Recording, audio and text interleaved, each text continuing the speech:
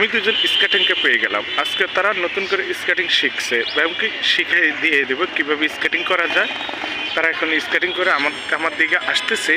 দেখেন তাদের স্কেটিংটা এত সুন্দর, এত মজালো স্কেটিং। তাদের স্কেটিংগুলো দেখে আমার তো খুব মজাই লাগেছে।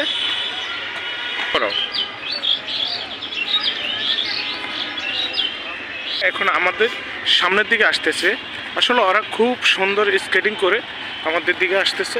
ওদের স্কেটিংগুলো অনেক সুন্দর দেখা যাচ্ছে। আপনারা যারা ঢাকা বিশ্ববিদ্যালয়ের শহীদ মিনারে আসতে চান তারা অবশ্যই এই শহীদ মিনারে অবশ্যই জুতা নিয়ে উঠবেন না। আমি কিন্তু জুতা নিয়ে অনেক দূরে আছি, তা মাইন্ড করবেন না আপনারা। অনেকে কমেন্টে বলে দিবেন ঢাকা শহীদ মিনারটা। আমি আমার ফেসবুক পেজে আজকে ভিডিওটা দিয়ে দিব। ঢাকা শহীদ মিনারের অতি পুরাতন এই দুটি গাছে অনেক স্মৃতি জড়িয়ে আছে। তা আমার স্কেটিং বাইরেদের কাছ থেকে আমি আরেকটি স্কেটিং দেখে নেব।